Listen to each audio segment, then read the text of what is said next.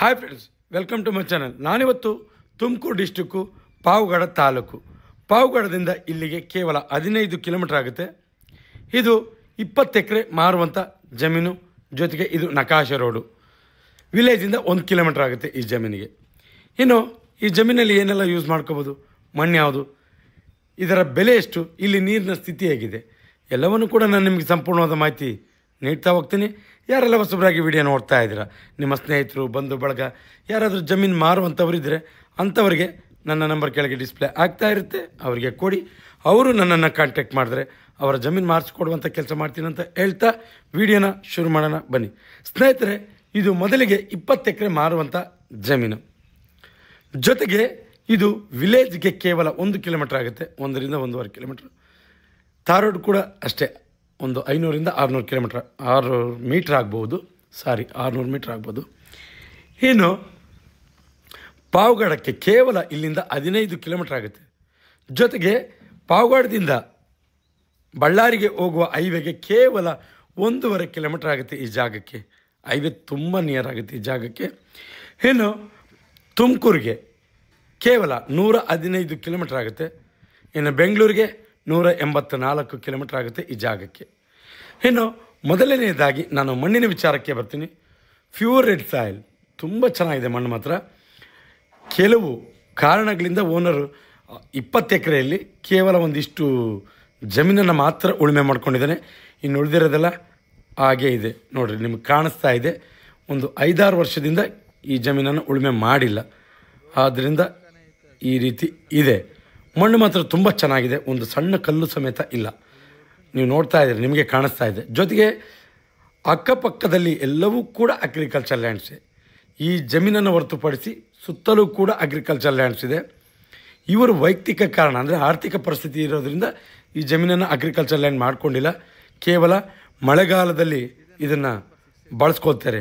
ಅದು ಹೊರತುಪಡಿಸಿ ಇನ್ನು ಅಕ್ಕಪಕ್ಕದವೆಲ್ಲವೂ ಕೂಡ ಅಗ್ರಿಕಲ್ಚರ್ ಲ್ಯಾಂಡ್ಸೇ. ನೀರಿನ ಸ್ಥಿತಿ ಚೆನ್ನಾಗಿದೆ. ಅಕ್ಕಪಕ್ಕದಲ್ಲಿ ನೀವು ತೆಂಗು ಎಲ್ಲವನ್ನು ಕೂಡ ಬೆಳೆದಿದ್ದಾರೆ. ನೀವು ಇಲ್ಲಿ ಈ ಕಡೆ ಅಡಿಕೆ ಕಮ್ಮಿ, ಬೇರೆ ಬೆಳೆಗಳನ್ನು ಅಂದರೆ ದಾಳಿಂಬೆ, ಇನ್ನು ಆ ಕಡೆ ಯಾವ ಬೆಳೆಗಳು ಅಡ್ಜಸ್ಟ್ಮೆಂಟ್ ಆಗುತ್ತೋ ಅವನ್ನು ನೀವು ಇಲ್ಲಿ ಬೆಳಿಬೋದು. ಮಣ್ಣು ಚೆನ್ನಾಗಿದೆ. ಅಕ್ಕಪಕ್ಕದಲ್ಲಿ ನೋಡಿ, ಅಲ್ಲಿ ಕಾಣಿಸ್ತಾ ಇದೆ ನಿಮ್ಗೆ ಅಗ್ರಿಕಲ್ಚರ್ ಲ್ಯಾಂಡು.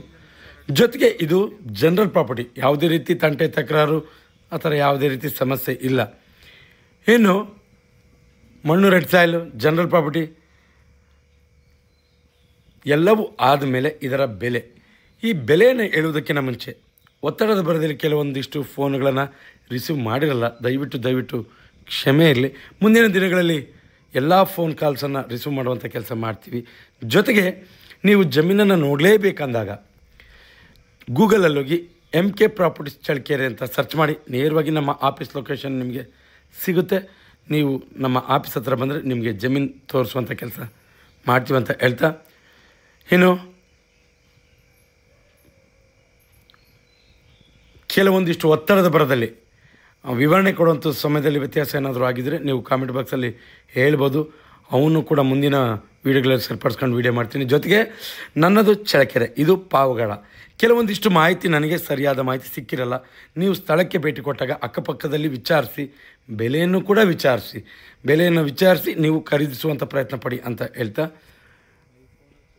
ಯಾರೆಲ್ಲ ಹೊಸಬರಾಗಿ ವಿಡಿಯೋ ನೋಡ್ತಾ ಇದ್ದೀರ ಸಬ್ಸ್ಕ್ರೈಬ್ ಮಾಡ್ಕೊಂಡು ವಿಡಿಯೋ ನೋಡಿ. ಜೊತೆಗೆ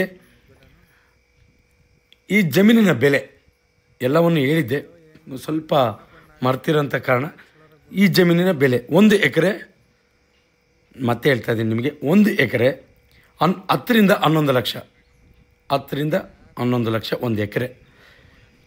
ಇನ್ನು ಯಾರೆಲ್ಲ ಹೊಸಬರಾಗಿ ವಿಡಿಯೋ ನೋಡ್ತಾ ಇದ್ದಾರೆ ಸಬ್ಸ್ಕ್ರೈಬ್ ಮಾಡ್ಕೊಂಡು ವಿಡಿಯೋ ನೋಡಿ. ಯಾಕೆಂದರೆ ನಾವು ಪ್ರತಿದಿನ ಜಮೀನಿಗೆ ಸಂಬಂಧಪಟ್ಟ ಮಾಹಿತಿಯನ್ನು ಅಪ್ಲೋಡ್ ಮಾಡ್ತಾ ಇರ್ತೀವಿ. ನೀವು ಸಬ್ಸ್ಕ್ರೈಬ್ ಆಗಿ ನೋಟಿಫಿಕೇಷನ್ ಆನ್ ಮಾಡಿಕೊಂಡ್ರೆ ನೇರವಾಗಿ ನೋಟಿಫಿಕೇಷನ್ ಮುಖಾಂತರ ವಿಡಿಯೋ ಬಂದು ತಲುಪುತ್ತೆ, ನೀವು ವಾಚ್ ಮಾಡ್ಬೋದು. ಜೊತೆಗೆ ಯಾರೆಲ್ಲ ಜಮೀನಿನ ಹುಡುಕಾಟದಲ್ಲಿ ಇರ್ತಾರೆ ಅಂಥವ್ರಿಗೆ ಈ ವಿಡಿಯೋ ಶೇರ್ ಮಾಡ್ಬೋದು. ಅವರಿಗೆ ತುಂಬ ಉಪಯುಕ್ತ ಮಾಹಿತಿ ಆಗುತ್ತೆ ಅನ್ನೋದು ನನ್ನ ಮಾತು. ಎಂದಿನಂತೆ ಇದೇ ರೀತಿ ಮತ್ತೊಂದು ಜಮೀನಲ್ಲಿ ಮುಂದಿನ ವಿಡಿಯೋದಲ್ಲಿ ನಿಮ್ಮ ಮುಂದೆ ಹಾಜರಿರ್ತೀನಿ. ಅಲ್ಲಿವರೆಗೂ ಟೇಕ್ ಕೇರ್, ಬಾಯ್.